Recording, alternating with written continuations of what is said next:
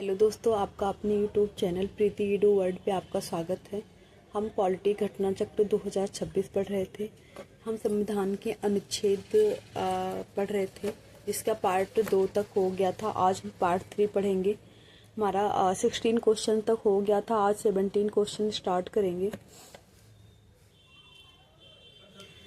लिखा हुआ है, सूची फर्स्ट को सूची सेकंड से सुमेलित कीजिए तथा सूचियों के नीचे दिए गए कोड से सही उत्तर को चुनिए। अनुच्छेद 324 ये हमारा निर्वाचन आयोग से संबंधित है। ए का फोर्थ होगा। ए का फोर्थ, देखिए इस ऑप्शन में कहीं पे ए का फोर्थ नहीं दिया हुआ है, इसलिए हमारा ऑप्शन ए सही होगा। बाकी हम देख लेते हैं। अनुच्छेद 324 निर्वाचन आयोग से, अनुच्छेद 315 लोक सेवा आयोग से, अनुच्छेद 280 वित्त आयोग से, अनुच्छेद 338 राष्ट्रीय अनुसूचित जाति आयोग से। ये हमारा हो गया अनुच्छेद 324 निर्वाचन आयोग से, अनुच्छेद 315 लोक सेवा आयोग से, अनुच्छेद 280 वित्त आयोग से, अनुच्छेद 338 राष्ट्रीय अनुसूचित जाति आयोग से। क्वेश्चन नंबर 18 हम पढ़ेंगे। सूची फर्स्ट को सूची सेकंड से सुमेलित कीजिए तथा सूचियों के नीचे दिए गए कोड का प्रयोग कीजिए।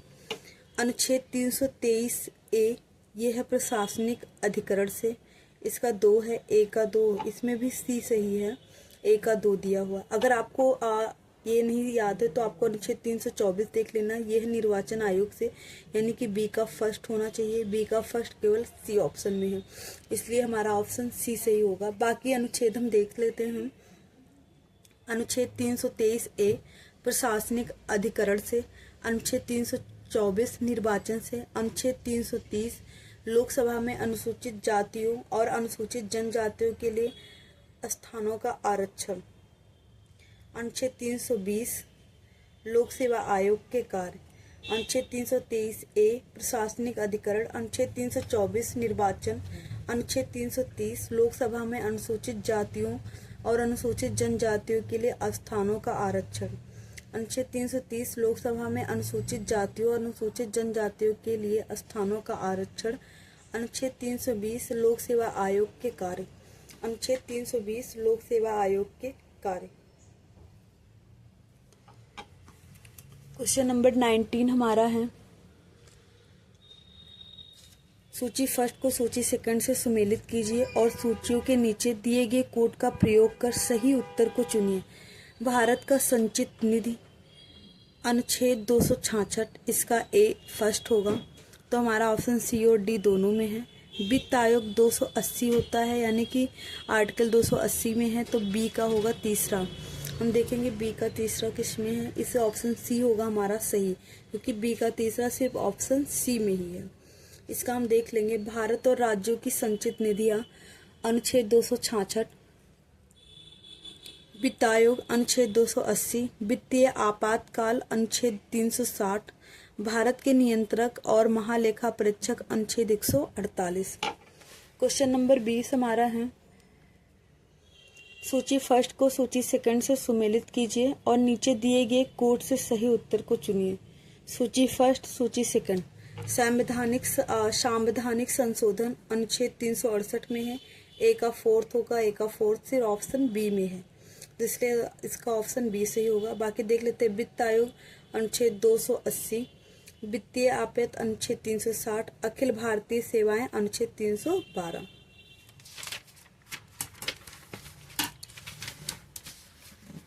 क्वेश्चन नंबर 21 देखेंगे हम। सूची फर्स्ट को सूची सेकंड से सुमेलित कीजिए, सूचियों के नीचे दिए गए कोड से सही उत्तर को चुनिए। भारत का नियंत्रक एवं महालेखा परीक्षक अनुच्छेद 148, ए का 3, इसमें ऑप्शन ए और बी दोनों में है, ए का 3। वित्त आयोग 280, ए का 2 और बी का 2 होगा, तो ऑप्शन ए में ही है सिर्फ, बी का 2 और ए का 3, तो ऑप्शन हमारा ए सही हो जाएगा। बाकी अनुच्छेद हम देख लेते हैं। भारत का नियंत्रक एवं महालेखा परीक्षक अनुच्छेद 148, वित्त आयोग अनुच्छेद 280, प्रशासनिक अधिकरण अनुच्छेद 323 ए, संघ लोक सेवा आयोग अनुच्छेद 315। संघ लोक सेवा आयोग या राज्य लोक सेवा आयोग अनुच्छेद 315 में ही है। क्वेश्चन नंबर 22 हमारा है। निम्नलिखित में से कौन सा एक सही सुमेलित नहीं है?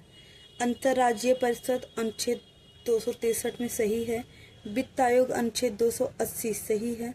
प्रशासनिक न्यायाधिकरण अनुच्छेद 323 का सही है। संघ लोक सेवा आयोग अनुच्छेद 315 सही है। तो इसका ऑप्शन हमारा कोई नहीं निकल रहा है क्योंकि सारे ऑप्शन सही दिए हुए हैं।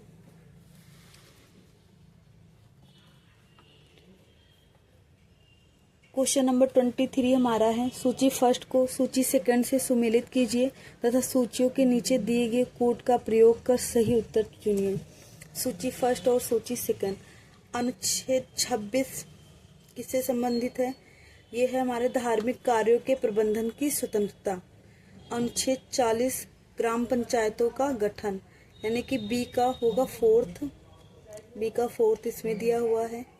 ए का हमारा थर्ड होगा, इसमें भी दिया हुआ है। अनुच्छेद 98 में है संसद के दोनों सदनों का अलग अलग निर्वाचन, यानी कि संसद का सचिवालय। अनुच्छेद 26 धार्मिक कार्यों के प्रबंधन की स्वतंत्रता। अनुच्छेद 40 ग्राम पंचायतों का गठन। अनुच्छेद 98 संसद का सचिवालय। अनुच्छेद 239 242 संघ शासित क्षेत्रों का प्रशासन। इसका ऑप्शन ए सही है। अनुच्छेद 26 धार्मिक कार्यों के प्रबंधन की स्वतंत्रता देता है। अनुच्छेद 40 ग्राम पंचायतों के गठन से संबंधित है। इस अनुच्छेद के अनुसार राज्य ग्राम पंचायतों के संगठन के लिए कदम उठाएगा और उन्हें ऐसी शक्तियां एवं प्राधिकार प्रदान करेगा जो उन्हें स्वायत्त शासन की इकाइयों के रूप में कार्य करने योग्य बनाने के लिए आवश्यक हो। अनुच्छेद 98 के खंड 1 की व्यवस्था के अनुसार संसद के दोनों सदनों का अलग अलग सचिवालय होगा। अनुच्छेद 239 के अंतर्गत प्रत्येक केंद्र शासित प्रदेश का प्रशासन राष्ट्रपति द्वारा किया जाएगा। क्वेश्चन नंबर 24 हमारा है, निम्नलिखित में से किसका सुमेल सही नहीं है?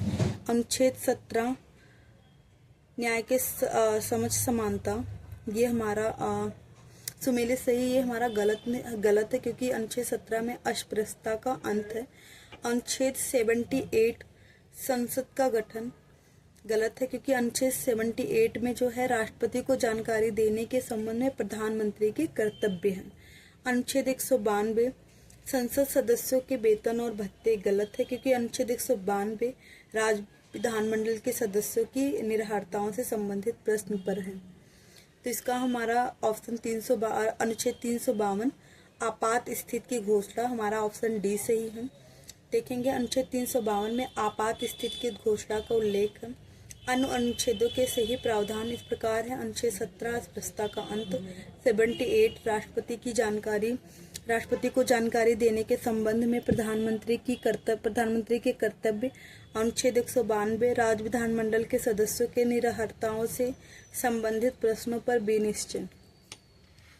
क्वेश्चन नंबर 26 है, सूची फर्स्ट को सूची सेकंड से सुमेलित कीजिए तथा नीचे दिए गए कोटों का प्रयोग कर सही उत्तर का चयन कीजिए। अनुच्छेद 215 किसी न्यायाधीश का एक उच्च न्यायालय से दूसरे उच्च न्यायालय में अंतरण, ये नहीं है। किसी न्यायाधीश का एक उच्च न्यायालय से दूसरे उच्च न्यायालय में अंतरण, यह अनुच्छेद 222 में है, बी का ये होगा। सभी न्यायालयों के अधीक्षण की शक्ति जो है अनुच्छेद 226 में है। और कुछ रिट निकालने की उच्च न्यायालय की शक्ति, कुछ रिट निकालने की उच्च न्यायालय की शक्ति अनुच्छेद 226 में है। उच्च न्यायालय का अभिलेख न्यायालय होना अनुच्छेद 215 में है। तो ये ऑप्शन हमारा ए सही होगा, ए का फोर्थ है।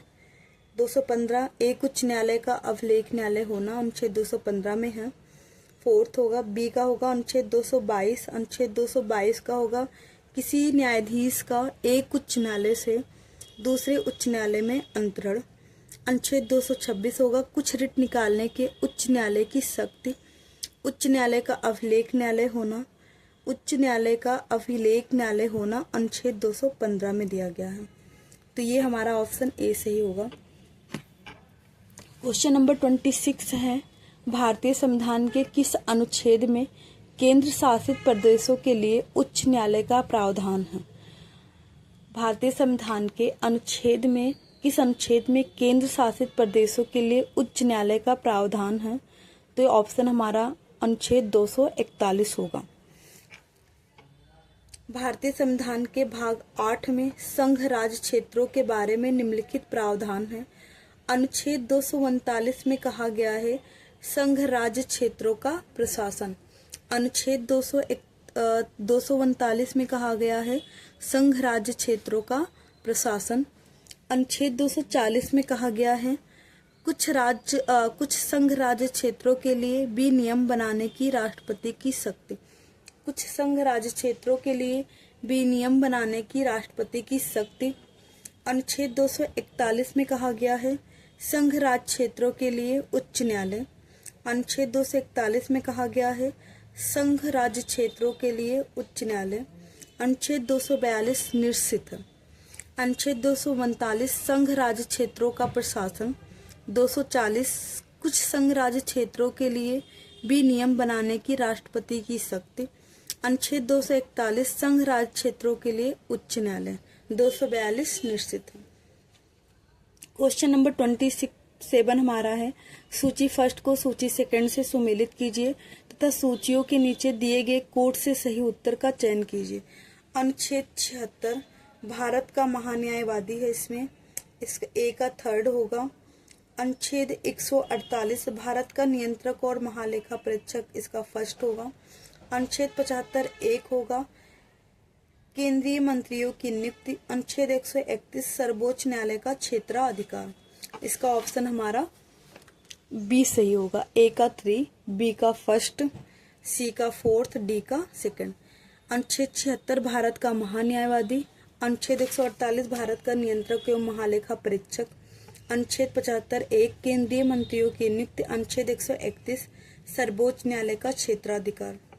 क्वेश्चन 28 है सूची फर्स्ट को सूची सेकंड से सुमेलित कीजिए तथा नीचे दिए गए कोड का प्रयोग करते हुए सही उत्तर का चयन कीजिए।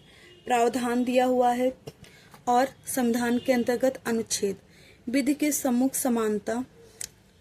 सम्मुख समानता अनुच्छेद 14 में है। कार्य करने का अधिकार अनुच्छेद 41 में है। कार्य करने के लिए सही ए का होगा हमारा थर्ड, ए का थर्ड हो गया। कार्य करने का अधिकार अनुच्छेद 41 में है तो बी का फोर्थ, ए का थर्ड, बी का फोर्थ। कार्य करने के लिए सही और मानवीय स्थितियां अनुच्छेद 42 में होगा, सी का फर्स्ट हो जाएगा। और बच्चों के लिए मुफ्त तथा अनिवार्य शिक्षा, ये अनुच्छेद 45 में है।